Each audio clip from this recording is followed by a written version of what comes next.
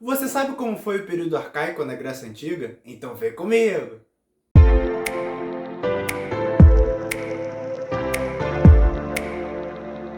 Bem, como eu falei para vocês, as cidades-estados começaram a se desenvolver, as polis, né? E foram mais de 100 cidades-estados, mas as duas principais foram Atenas e Esparta. E aí o que a gente vai ver? Se eu falei para vocês que o povo estava insatisfeito com aquela sociedade igualitária, a gente começa a ver então uma fragmentação social mais bem definida, uma hierarquia social maior. Ou seja, a gente começa a ver grupos surgindo, grupos com mais privilégios e outros com menos privilégios. E aí vamos lá, em algumas regiões esses grupos vão ter diferentes nomes, mas didaticamente os nomes que são mais conhecidos são os eupátridas, que eram a elite, ou seja, os bem-nascidos, os demiurgos, que eram os comerciantes, os georgóis, que eram os pequenos proprietários de terra, e aí também tinham os metecos, que eram os estrangeiros, e os tetas, que eram os marginais, os marginalizados da sociedade.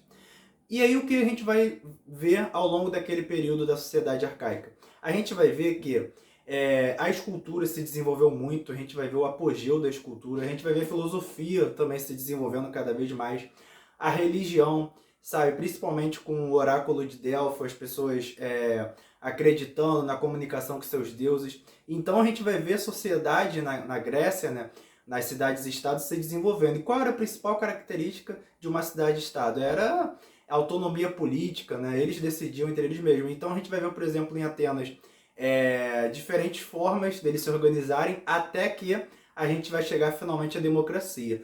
Só que é bom a gente lembrar, foi uma democracia que era para poucos, era uma democracia restrita, porque, por exemplo, escravos não podiam votar, metecos não podiam votar, ou seja, os estrangeiros não podiam participar politicamente. Então era uma democracia ainda muito restrita. A gente também vai ver os Jogos Olímpicos surgindo, as Olimpíadas finalmente surgindo, né? Muito interessante, ou seja, lá já na Grécia Antiga, né? Para vocês verem como a história é atual, né? As Olimpíadas que acontecem até hoje. Mas é bom a gente lembrar também que as mulheres não podiam participar daqueles Jogos Olímpicos, nem os escravizados e nem os estrangeiros.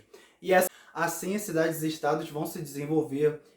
A gente vai ver também locais privados começando a aparecer, ou seja, uma separação entre locais privados e locais públicos, né? Porque antes tudo era público, tudo era de todo mundo, e agora a gente já começa a ver essa separação. Então a sociedade estava mudando, estava tendo uma nova rotina a partir daquele período.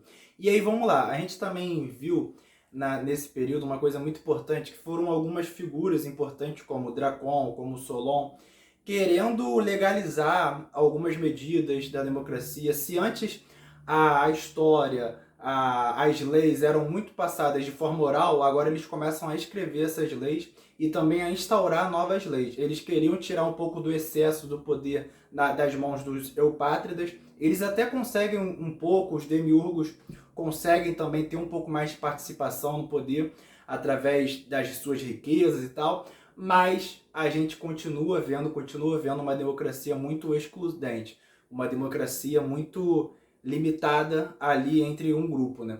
Bem, esse foi o período arcaico, espero que vocês tenham gostado, um período onde teve muito desenvolvimento. Amanhã a gente vai falar sobre o período clássico na Grécia Antiga. Se você gostou, curta, compartilha, divulga. Se inscreve aqui no canal, ative o sininho porque é muito importante para ajudar na divulgação do trabalho e para você também ficar atento aos novos vídeos. Valeu, pessoal, tamo junto!